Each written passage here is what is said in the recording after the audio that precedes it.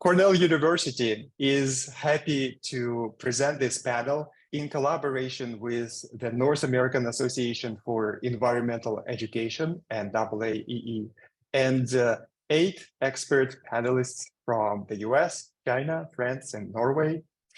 If you joined us today, everyone in the audience, you probably share our belief that communities are an important part of environmental education, including in the schools. Well, good morning, folks. Let me share my screen really quick. Great. So I'm going to talk a little bit about catalyzing environmental and climate action and how that requires communities to move from adversaries to allies. And I have had a number of different roles in education. As a secondary humanities classroom teacher, I was a site level director of sustainability at a time when there was only 2 of us in the country who had that job full time. I've been a county environmental literacy and sustainability coordinator, and now I work for a nonprofit called 10 Strands as a chief innovation officer to try to take some of the work I did as a classroom teacher and a site level director and a county coordinator to scale across the state of California. And hello, my California people, it's nice to see you. So what have I learned in my journey as a change maker over the years with this work? Well, one thing is that the vision that I really brought, and this started as a classroom teacher and is still the vision I use today, is one of whole systems change. And part of that is so that I could bring in the whole community. And I learned that whole systems change is transformative and requires all hands on deck. And because of that, it's easy for folks to fall into the adversarial relationships when you're doing whole systems change, because turns out not everyone likes change, which was a learning that I needed to have in the early days of my career. And so something that I had to learn was how to take people from being adversaries over here on the left to really be allies, so that we were doing this work together and that we had a common vision. And a lot of what helped me do that was having a deep understanding of change and change theory. And I'll just share, I'll share these slides in a little bit. And in the notes of these slides, there's all these different resources. So I'll pop this one into the chat box really quick. This is something that I developed over the years. And a lot of the learning that I took from this was actually during while I was a classroom teacher. I realized that I was trying to take change that I was doing in the classroom, like I was inspiring all these teenagers and these youth, and they were all into environmental and climate action, and we were trying to like take that next leap to whole systems change across the school, and we were just told no constantly, no by administrators. We weren't really having a lot of success with bringing the whole community in. So I had to really learn like how to use these change theories basically to get what I wanted, right? And to get what we wanted, which was to make this transformative change across the community. And so I'll talk a little bit about a couple of these. So one thing is that I had to really understand that what we were bringing was disruptive. We were disrupting the status quo. And so I had to work with my students and myself to really figure out, okay, if these are the characteristics we have as disruptors, you know, this little piece down here is that we need to figure out how to shift constituents from adversaries to allies. And one of the things that we used to do that was to really think about like messaging matters. And so I got really familiar with this idea of taking people through the realizations that they needed to have to go from denial and shock to all the way up here to engaging in a new beginning. So learning how to use those strategies. And as I moved up in my career to site level director of sustainability, I got better and better at like figuring out how to tailor messages to different audiences. The other thing I learned along the way was like when you're engaging the whole community, it truly is like top down and bottom up. Like you need both. And so in order to do that, I had to figure out how to help the top and the bottom go from adversaries to allies, and really help them get on the same timeline. So really help them figure out like, how can we take those who want to be in this mild timeline for change and those who want to be in spicy, and bring the worlds together and find the right timeline that's going to work for this community. Another piece of the journey that I learned over time has been around change management and understanding the phases of change, and really getting familiar with this over here, that when you're bringing this kind of change to a community, that you know, everybody's going to be at different phases of this, and different projects are going to be at different phases of this, and that this is not necessarily linear. And sometimes you're going to do a project that's going to be intended to get more people to buy in, but that project itself is going to take like different levels of assessment and implementation and advanced continuous improvement. And that when you're going through these phases, there's like this process of change where you're taking people from status quo to getting them all the way to fruition. And there's going to be this little monster down here that's going to try to stop you because people want to bring things back to the status quo. And so a lot of the learning journey that I had to make was realizing like how to get past those monsters that are lurking there and how to really move things forward into fruition. And to accept failure sometimes things fail, and to really learn from like, what was the thing that failed. And I'll say, like, for me, when I went from like classroom teacher to site level director of sustainability, the thing I learned was that I was pitting myself up against like decision makers all the time and thinking that there was something wrong with them. Like, why can't they just get on board with this? And really, the failure that I had to recognize was that I needed to change, and I needed to become a better like deliverer of the message, or be better at bringing the community in. So those were some of the learnings that I made in my journey. And I wanted to make sure that I ended this with just kind of sharing some tools that I think other people can use that can be really helpful. So this first tool is like how to develop a compelling shared vision. So I oftentimes I have a little handout in the notes for the slides of how to use an image like this from Project Learning Tree to get people really excited about what environmental and climate action in schools really looks like. And to say things like, to take people through an exercise where they look at this image and they think about, well, we want all these things too. And they get to recognize the little things that get them excited and get them bought into the vision. So that's one tool I could share. Another tool is like having an operationalizing framework. So that's something that I learned along the way, is that I really needed to have this framework for change and let people know that it's everything and it's everybody, and really getting people excited about that vision. I also think it's important to make the crisis easy to understand. It's pretty intense thinking about these crises, and the stakes are really high. And sometimes it's easy to get lost in all the details. And so this resource that's in here, and I'll just pop it into the chat box. This is like a one pager of like, why are we doing this? What is this compelling crisis that we have that's going on? So I highly recommend using a tool like a one-page overview, like this is what the problem is and here's where we're trying to get. One of the last things I'll share is that I feel like it's helpful in a school community to, especially for the employees, is to reframe responsibility as an opportunity. So one thing that I really focused on was bringing this message that the world can become what we teach, which I appreciate from my colleague Zoe Weil, and this idea of educating to survive and thrive. Like, the reason we're bringing this change is because we're trying to survive and thrive. And when we bring this change to our schools, the world can become what we're seeing here. So these are some of the tools that I wanted to share. And then the last one here is is a really practical tool, which is how to really develop successful district-wide sustainability committees. And I think that one for a lot of folks is really at the heart of the challenge of bringing the community in, is really trying to figure out what is the right structure that's going to drive the behavior that we're looking for. And how do we get communities to consistently prioritize sustainability? And sometimes a really well-formed district-wide sustainability committee can do that. So those are a couple of the tools that I wanted to share. Appreciate the time today to do so. And Alex, I appreciate you inviting me in to do this, because it really pushed me to write that essay that I've been wanting to write for a long time. So I'll share the slides right there, and that's it for me.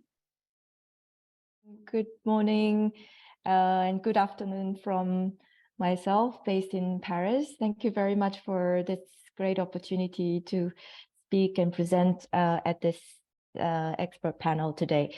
So my name is Jung Byun, please call me Wan, and I'm program specialist in the section of education for sustainable development here at UNESCO headquarters.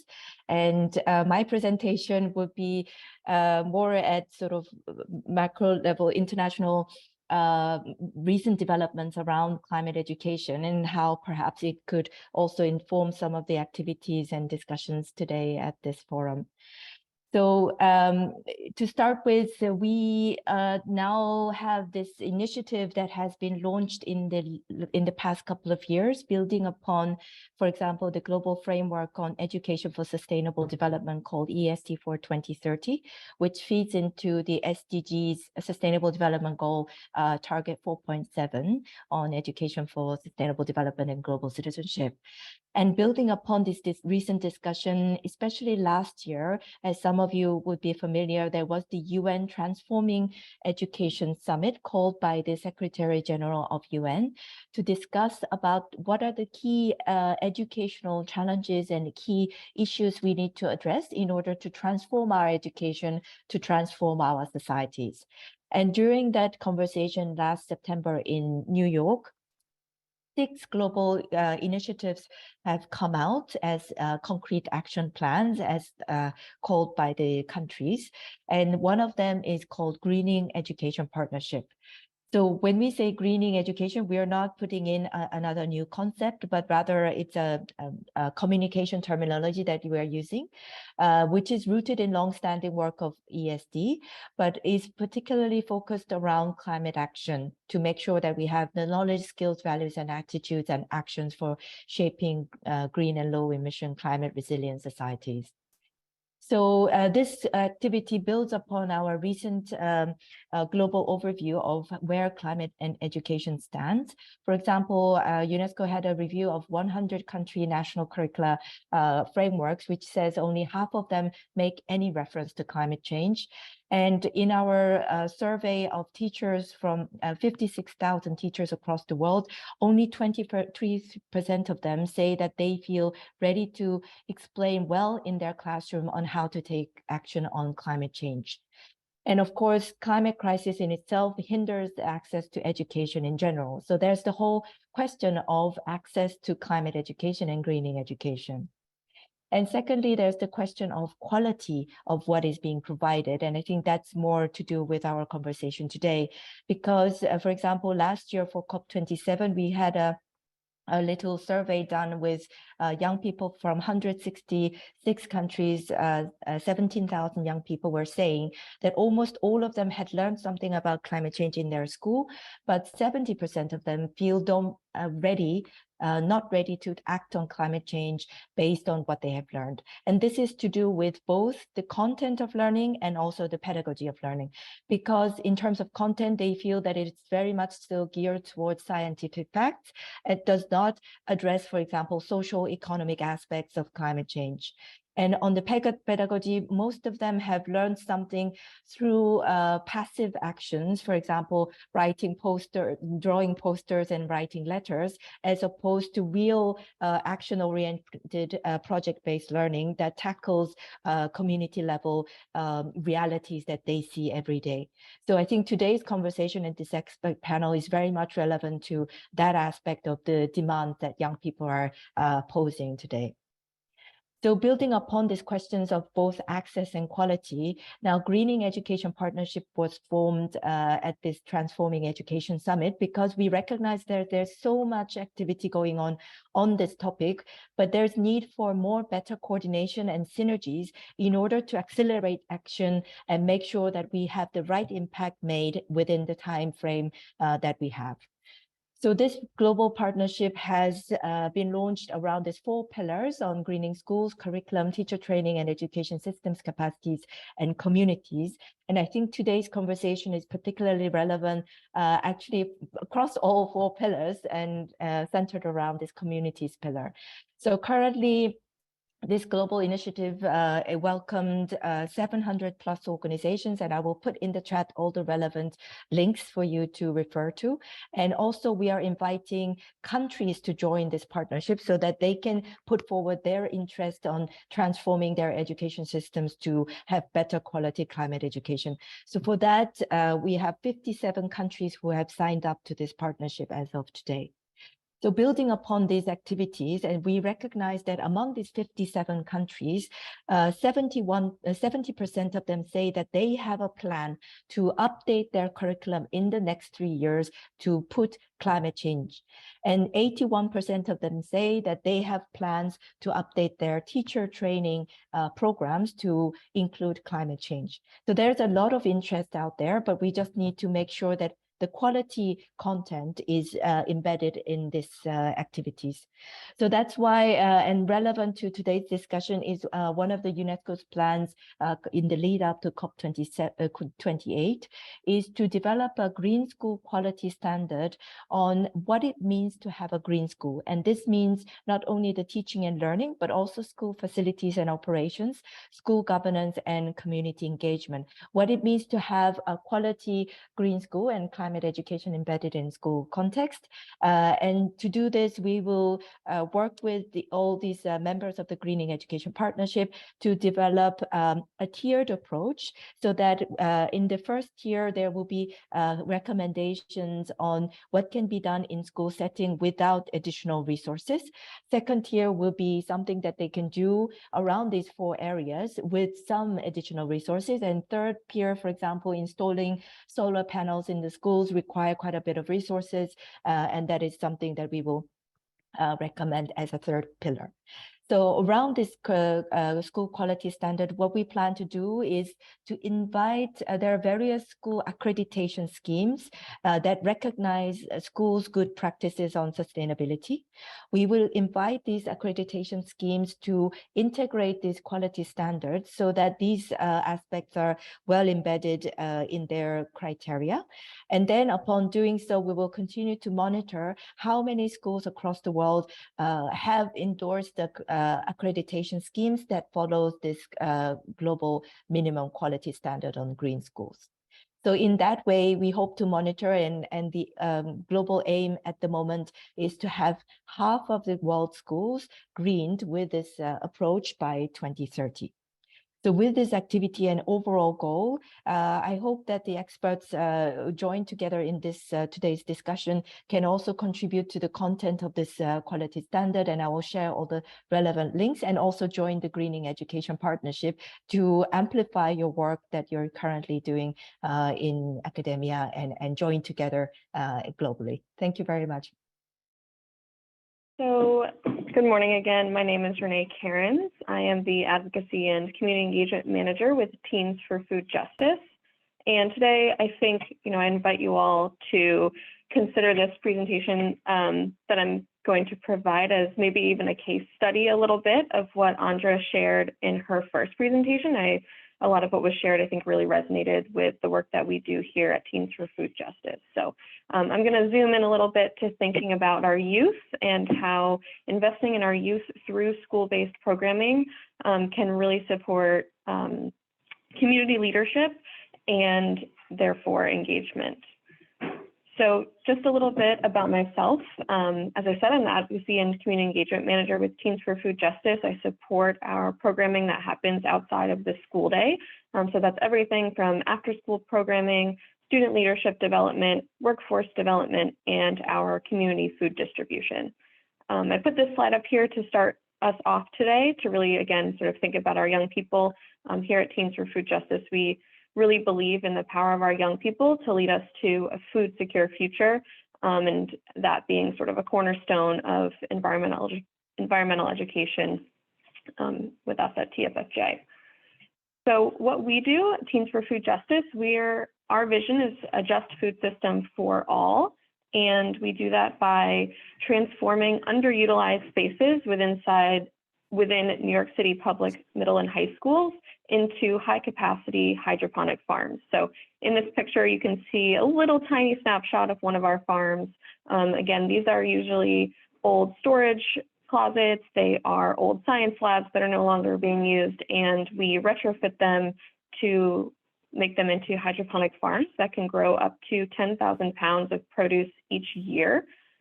Students engage with the farms through their school day classes. So their science classes, environmental science classes, we've had health classes, humanities classes that all push into the farm during the school day. We also offer after-school programming, and like I said, we do community food distributions that students are also engaged with. We primarily work in New York City, as I mentioned, in Title I schools, so schools within the city where a minimum of 40% of students qualify for free or reduced lunch. And we also take into account, when we're thinking about the schools that we want to partner with, the general landscape of food accessibility in the neighborhoods surrounding the schools. So we currently have 5 sites in New York City, 1 in the Bronx, 1 in Manhattan, 2 in Brooklyn, and 1 in Far Rockaway, Queens. We've also had our first out-of-state expansion to the Denver public school system that we're really excited about. And again, we really see our schools and our school farms as learning laboratories, and thinking about schools as an opportunity for that sort of community hub idea that was talked about earlier today. Again, our model is 3-pronged. We have our hands-on sustainability and STEM curriculum that happens during the school day. We also do immersive food and nutrition education that goes alongside providing fresh produce for school lunch, and then our food distribution. So again, when we think about investing in our young people and trying to amplify the assets that they already bring to the table, we really think that a model that provides input at different levels for students helps them develop into those community leaders. So they have the initial exposure to thinking about food access, food justice, and environmental issues through their science classes during the school day. That then connects to after-school programming, where they can dive deeper into issues that they are really passionate about and that they can bring to the table.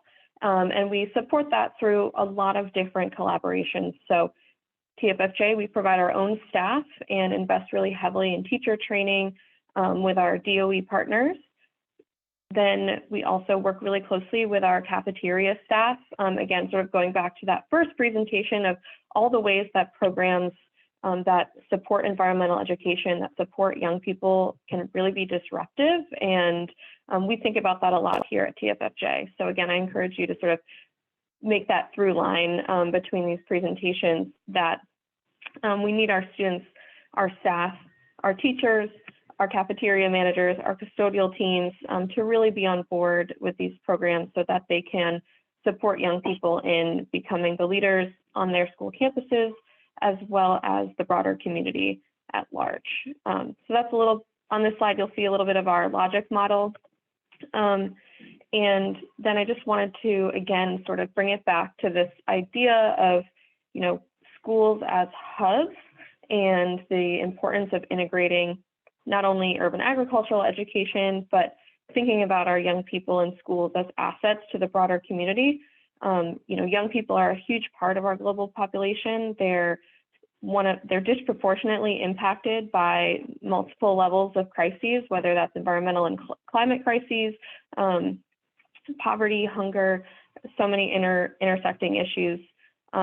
We also see that young people are not going out and voting or being civically engaged, and that youth are not involved in policy development. So if we meet students where they're at, we meet youth where they're at, which is for a huge part of their day at school. Schools can really be leveraged and catalyzed to be these community hubs where students can be supported with more resources to make food decisions for their families that they're already making that reflect whether it's their culture, supports them from a health perspective. And we again see this develop into young people taking leadership roles and remaining civically engaged over time. So again, just want to encourage you all to think about, when you think about Teams for Food Justice as an example and case study of some of these broader issues, of how, when you think holistically on the school level, when you involve different stakeholders on campus into your programs, but the ultimate goal is really supporting our young people, that it can work, and we see it work. So just to finish off, I just wanted to sort of show in action examples of how this has actualized here at Teams for Food Justice. Again, creating opportunities through our programs for students to take leadership positions while they're in school, where they have meaningful roles in decision-making within the program and organization. We see that leading to our youth staying engaged with us and stepping into leadership roles, not only within the organization after they graduate, but in their community, whether that's advocacy, through their work and career choices, and beyond. So again, sort of just a case study of some of these broader topics that we'll be discussing today. And Alex, thank you so much for including us. So I'm really delighted to be talking with you all this morning. I'm Candice Dickens-Russell. I'm the CEO of Friends of the LA River. We are an environmental nonprofit in Los Angeles. Our mission is there on the screen, and we focus on equitable access to the river and biodiversity, and just kind of looking at how we can use nature-based solutions to help the LA River to thrive and be a place where people want to go, a destination where people want to go. We have a small staff of 11 and mostly do environmental education and advocacy, and we just love the work. The team is so incredibly passionate and talented, and I'm really excited to share some of the things that we're working on with you today. I have a few photos just throughout the slideshow. There's so many great pictures. I wanted like one or two and I couldn't pick one or two. So I just put a few photos throughout the slideshow just to kind of share with you what sort of work we do. And I'm making sure I start my timer, so I'm keeping on time. And these are some students at the LA River. A lot of people don't know what the LA River looks like, especially if you're not from this area. So there's like a bit of an example. And so I want to talk a little bit about the main topic, which is these school community partnerships and why they foster this equitable environmental literacy idea. And so on the screen you have, I want to share a little bit about my previous work. So before coming to FOLAR as CEO, I worked as a consultant helping environmental organizations develop equitable strategic plans for how they're going to show up in the community in an equitable way, and how they can center equity in their work. But before that, I spent a great deal of time working directly in environmental education as the director of education at Tree People. And I had two additional roles while I was there. I was the CREEK coordinator for Los Angeles County, and CREEK stands for California Regional Environmental Education Community. It's a very long acronym. And my role in CREEK was very specific. It was to help build a bridge between classroom teachers and environmental education programs and organizations. So we would have, I'd have all of these different environmental organizations, nature centers, zoos, aquariums, museums, different programs that focused on oceans or rivers or whatever it may be, including Friends of the LA River when I first started working with them back in 2007. And the goal was to, how can we reach more students? How can we work with more teachers? How can we form stronger partnerships? And that was the work that I did in order to help these environmental organizations get into the classrooms and to help teachers access those resources. On the other side of my day, I was the director of Generation Earth, which is the County of Los Angeles Department of Public Works environmental education program. So you can imagine this is the entire county's environmental ed program. So it's huge. My mandate was to work with 120,000 students a year. So it's just this enormous effort, and working directly with classroom teachers. I was in the classroom almost every day, working directly with classroom teachers. And I was just kind of caught in the middle where I've got this world where I've got these environmental organizations who really passionately want to connect with schools and teachers. And I've got teachers showing up at 9 a.m. on a Saturday morning, hungry for environmental resources, wanting to bring these things to their classrooms, but for some reason, things just weren't clicking and people weren't coming together. And teachers really do, and I'll say this again later, they have enough to do without having to become experts in every area of environmental sustainability. And so it was such a joy in my work and in my practice to bring these two groups together and to kind of share how there's a symbiosis when teachers connect with programs and programs connect with teachers. There is absolutely no reason for teachers to have to learn everything there is to know about the LA River. We know everything there is to know about the LA River, and we are anxious and really passionate about sharing it. And in fact, we have grant funding that requires us to share it. So there's this really important kind of marriage that needed to be made. And I was constantly doing that. And I something I really enjoyed. So talking about school and community partnerships, there are some really clear benefits of doing it this way, of bringing those two worlds together. And first I'll say is definitely this access to experts and resources. Again, teachers have enough to do. There's absolutely no reason why teachers should have to learn all there is to know about ocean plastics when we have Algalita here in LA, right? Or other resources. We have Five Gyres, we have all these other wonderful resources. So when you, as a classroom teacher, I would encourage teachers to think about their lessons, think about how lessons were laid out. And I taught 4th grade and kindergarten at one point.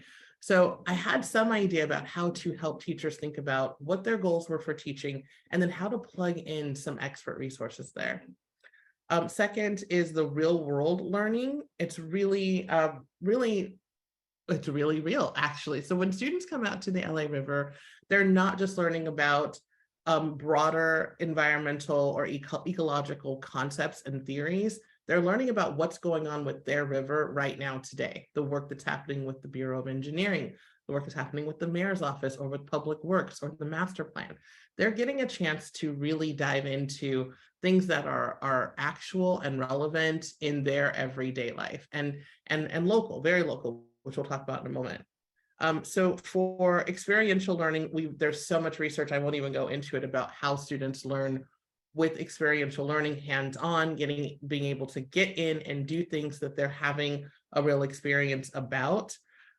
These community-based organizations are really primed to offer these experiential learning opportunities, and it can really help students connect with nature and learn about environmental issues in a hands-on way. And they can be really impactful for fostering a sense of stewardship and responsibility. And then lastly, community engagement. This is place-based education.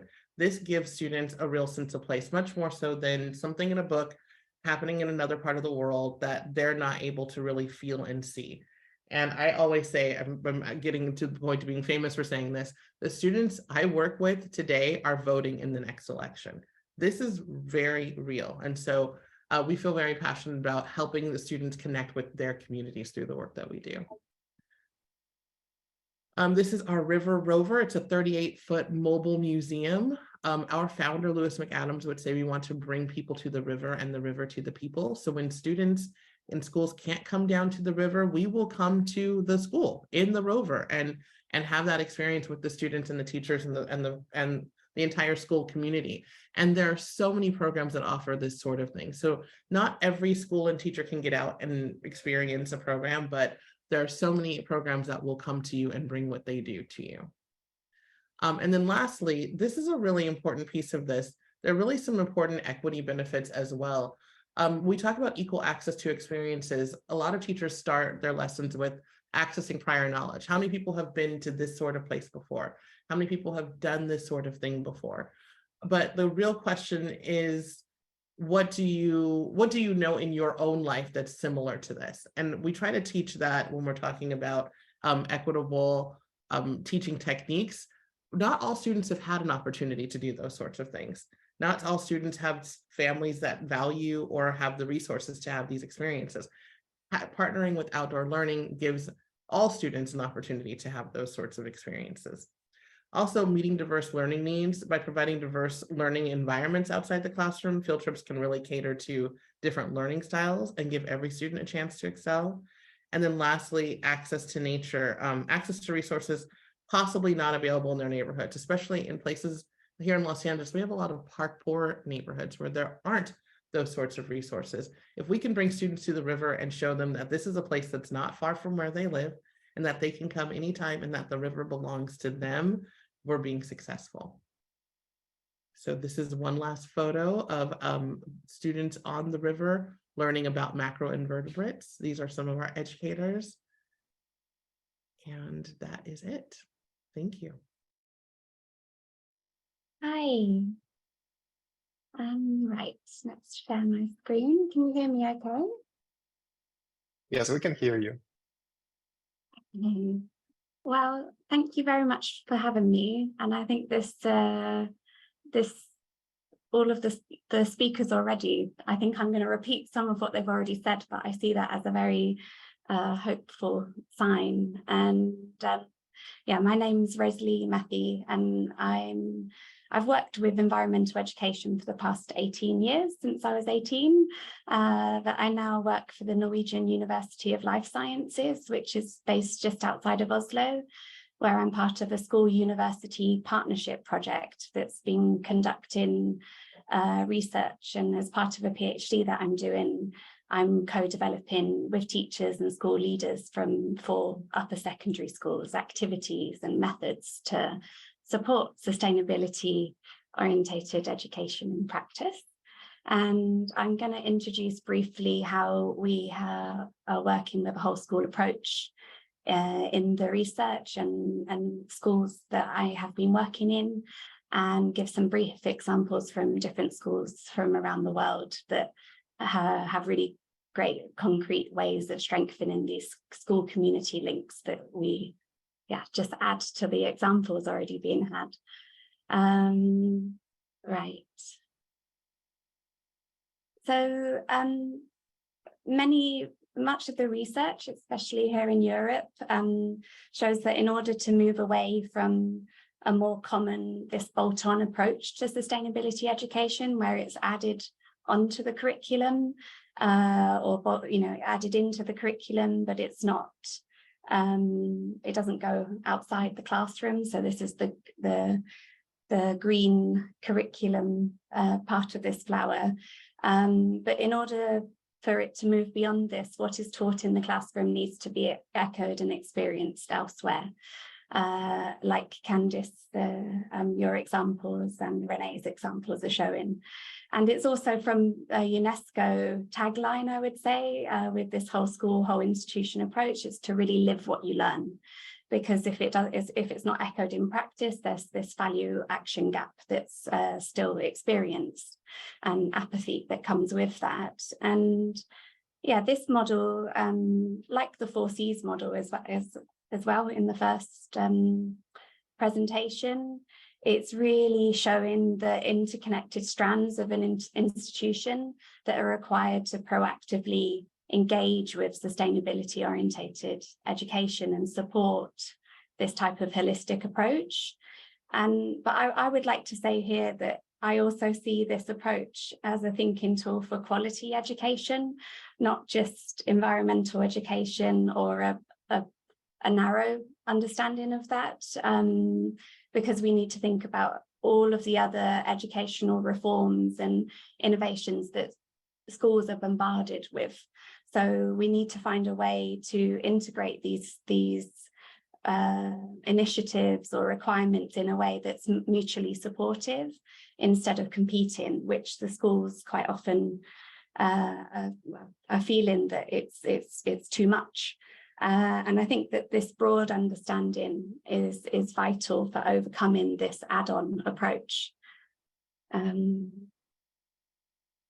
So Professor Arjen Wals from the Netherlands and I last year, we wrote a report which had contributions from schools and educators from around the world were really committed to this more holistic approach. And I think Alex will share with you the link, but it's really, yeah, I'd really recommend. There was too many schools it turned into a much bigger report than was planned, and I'm just going to mention 4 of the case studies because I think they're, again, like the ones already said, there's a lot of examples that we can learn from and with each other around the world who are working in this type of work. And on the right hand side you have the Chicago-based Global Citizenship Experience Lab School, and I'd really recommend looking at how they're working with project-based education that's based in the city of Chicago, not just in the 4 walls of the classroom. And this great photograph is some of their students that were very openly allowed to engage and be part of the global climate strikes. And I think the poster that they're holding up, the world is our classroom, really showcases what their ethos is at this school. And on the left, you've got a whole community service. It's called Yakuji Studies in a Japanese school, where I think the best way to explain it is it's, instead of it being in England and in Norway, where I have experience, we have like a week-long work experience, but this studies is an ongoing course where all of the students once a week get to experience sustainability initiatives and projects that they've set up with local organizations and businesses, and it's like an in-service learning program, which I think is a great model for strengthening community ties. And then, in Canada, there's the Learning for a Sustainable Futures organisation, and Bell Fountain Primary School.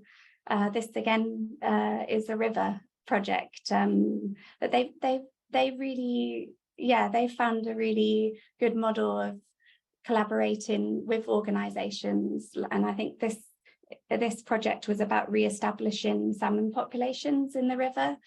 And they've got other ways of, they've got a lot of resources that they can share. That's Learning for a Sustainable Future organisation.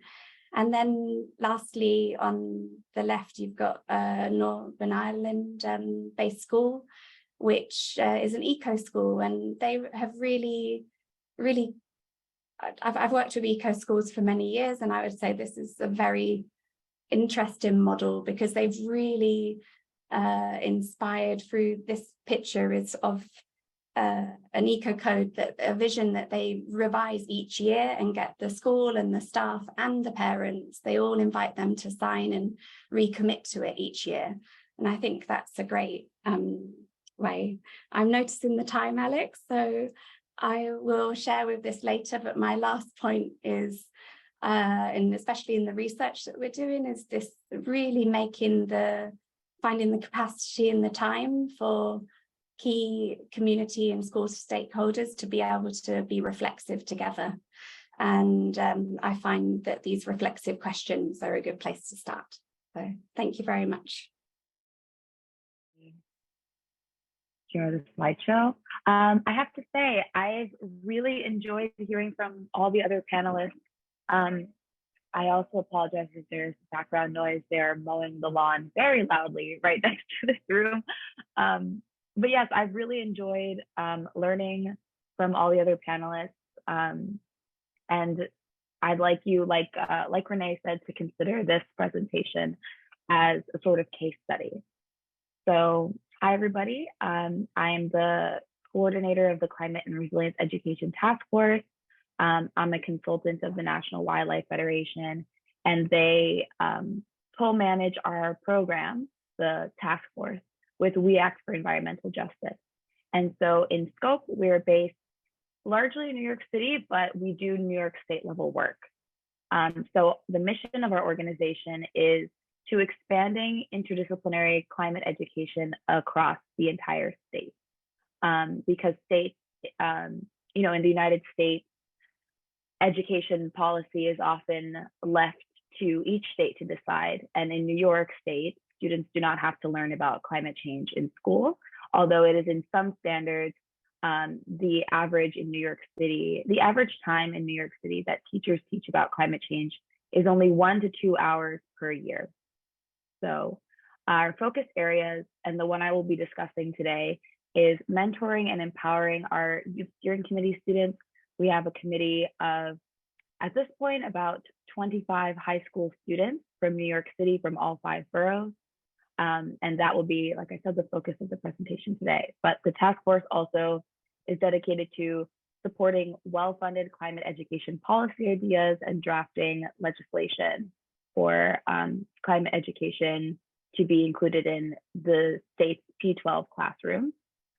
Also developing a robust climate education platform with input from communities. Once I finish the presentation, I will send that in the chat.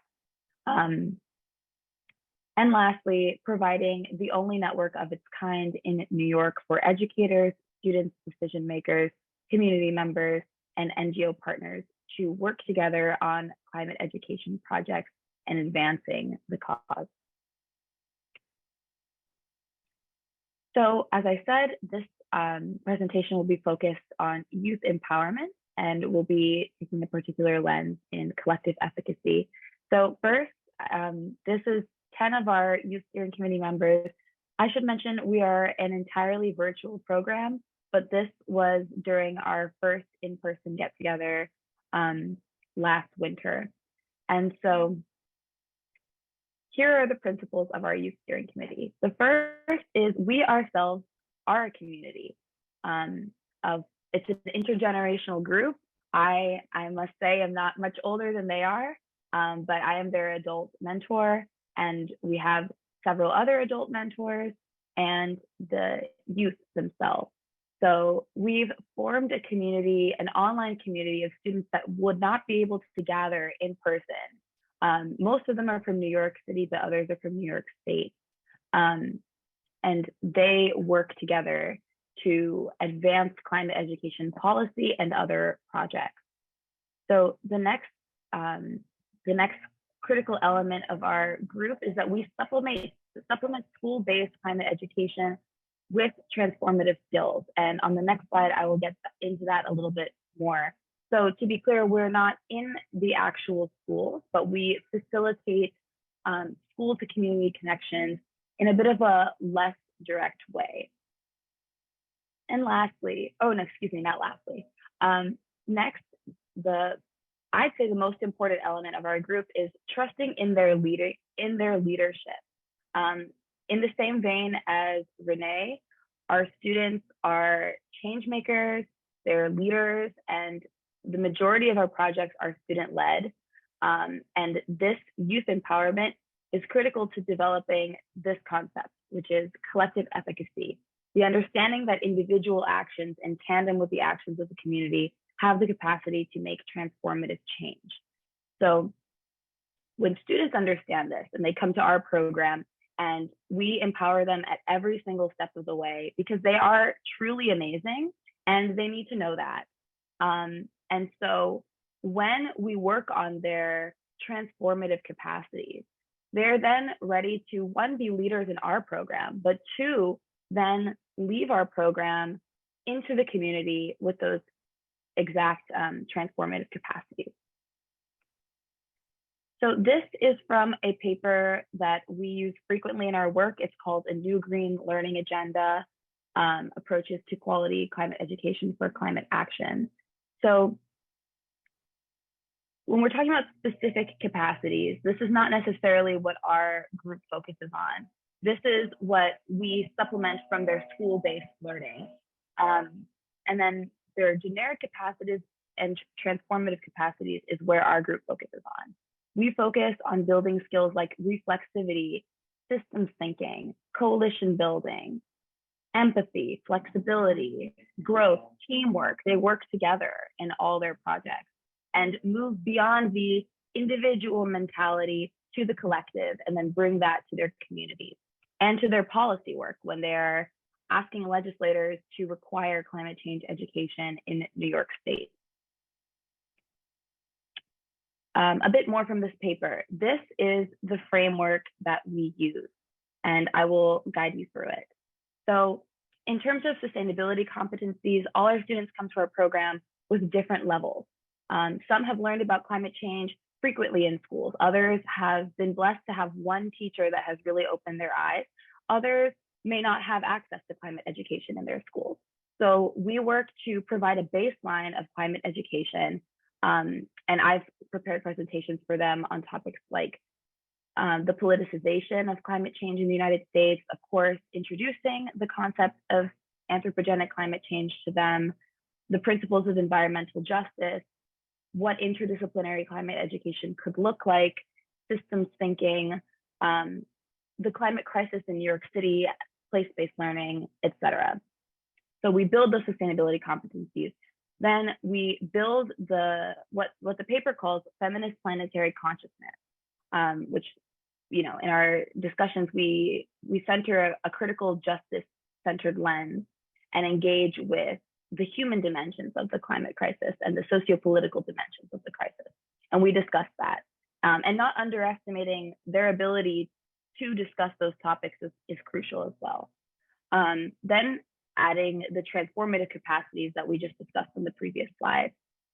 This is where the bulk of our youth empowerment work is done and where the community engagement potential lies. So based on the idea of collective efficacy, we seek out every possibility for our students to engage with decision makers directly. They set up meetings and listening sessions on their own and lead those conversations. And they prepare hard questions for them about why climate education is not included in their school curricula. Then they continue their advocacy work on their own time and for other issues as well, other climate action related issues and issues outside of specifically climate education.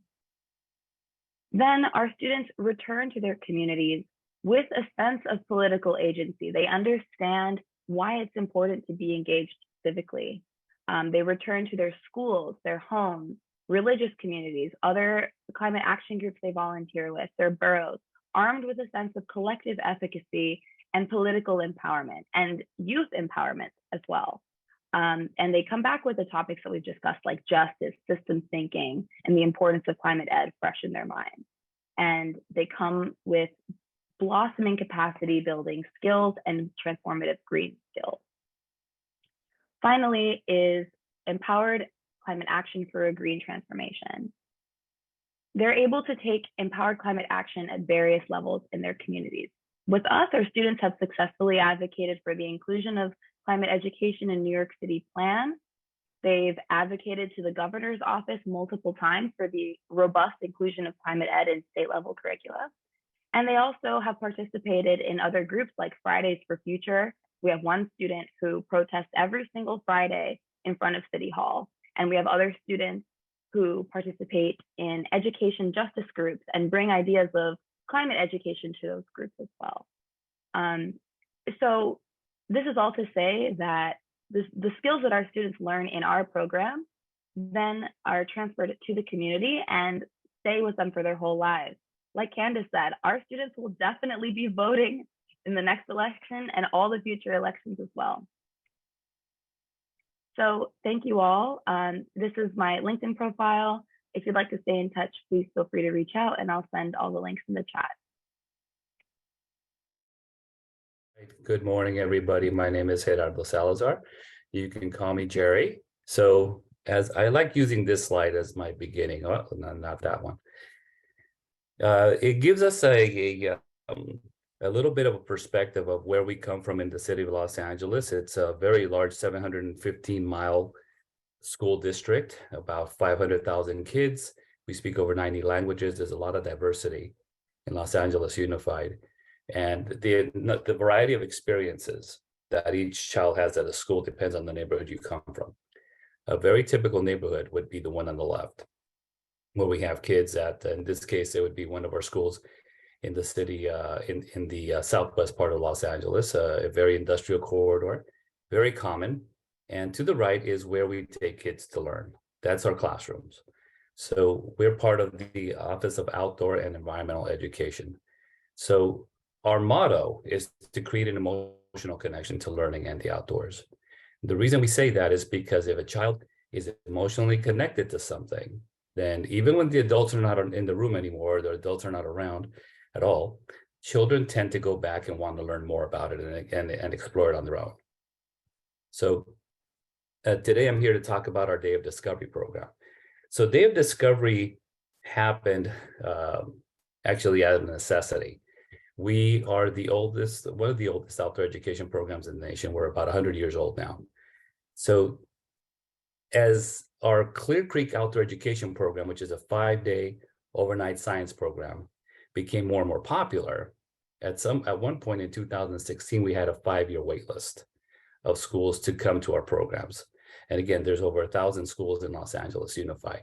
So as these schools are trying to get in, as the administrator, I quite frankly felt bad that I couldn't give them anything to to have an outdoor experience. So the program started just because we needed to make sure that kids walked away with something.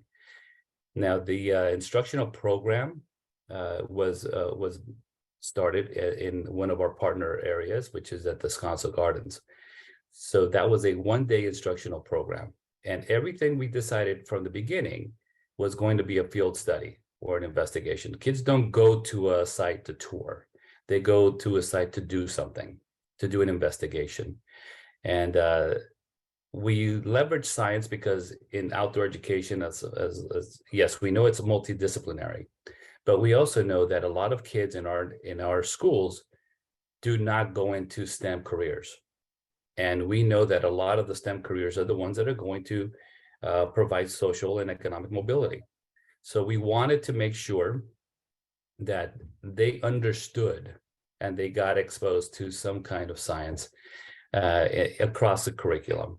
And climate change is something that, as a district in LA Unified, we really decided to really push forward as a school community, as a district as well.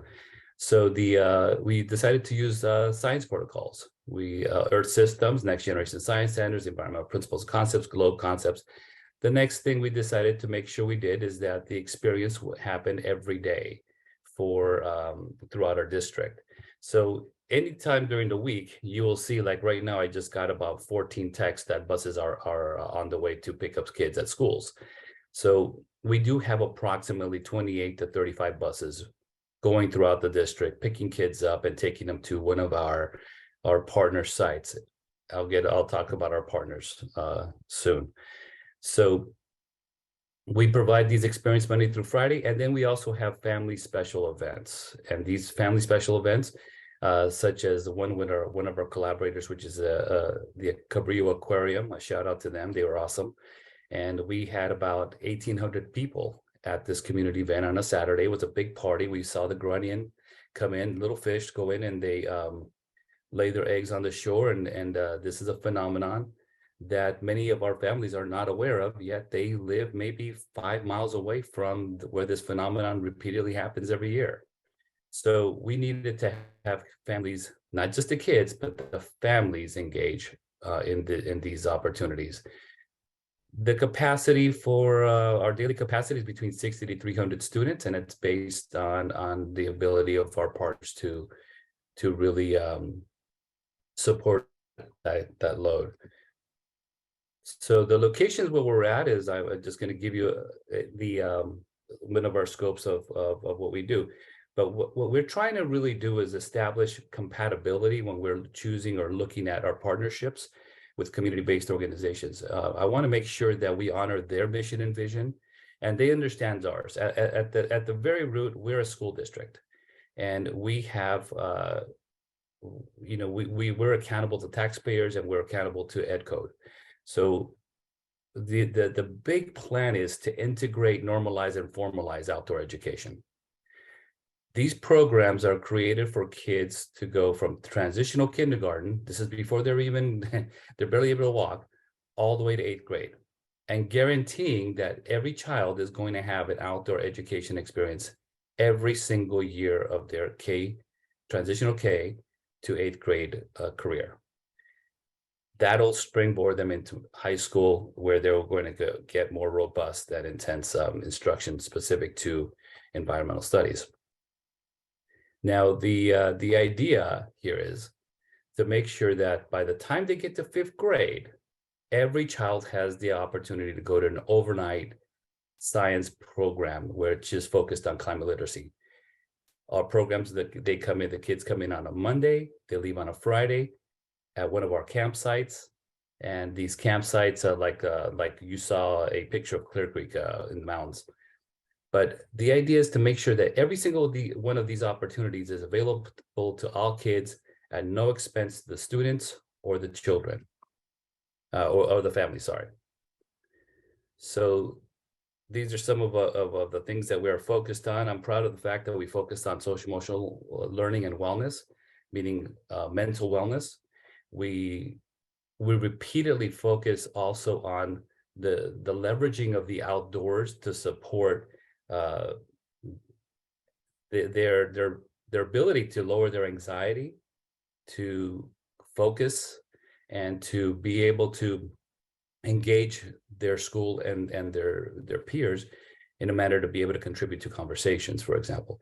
Again, a lot of our kids are English language learners, so we don't want language to be a barrier. And we're also focused in the bottom right. We're also focusing on the opportunity gap. Even though a lot of our kids live near the water, near the oceans, they haven't been to the ocean. So we had a poll. We took a survey, and approximately 38% of our kids that live within 5 miles of the ocean haven't been there. These are some of our opportunities. So to the right, you'll see that we have kids charting the course on a $3.5 million boat that you see to the left. And this is where my job is a lot of fun. I could really hone in on my inner 12-year-old, and I ask myself, what would I like, if I was 12 years old, what would I really like to do, but never got the chance? And that's what we take the kids, right? We want these to be transformational experiences where they're going to be hungry to engage in the outdoors. We can't expect kids to be advocates for their climate and social and environmental justice unless they themselves experience the world and also understand a bigger picture of what their world should be like. So we can't do this work without the community-based organizations. We hope that, by the way, one of them is, as I'm looking at Candice here on the screen, one of them is Friends of the LA River. They're amazing. So what these organizations do for our kids is give them that bigger sense of community, meaning a global community. We are an international city, and that they need to understand that their world is, yes, it is their neighborhood, but it is also the world, right? It's Los Angeles is international, and people from all walks of life in the world continuously come to the city. So these are our transitional kindergartners. As you see, there's an adult in the back. And once we give kids an investigation, they go and they do their own work. The adults, they push the adults out of the way, and then they basically do their thing. To the right, you'll see our eco van, which we work with our partners at the Skyhook Foundation. And again, if kids can't come to our programs go to the kids. So the idea here is that there is absolutely no excuse, no reason, and that's a commitment that the district has made for every child in our school system, that every child will have an experience in the outdoors, learn about climate literacy, become climate resilient, and be a contributing member to our greater Los Angeles community. And that's it for me.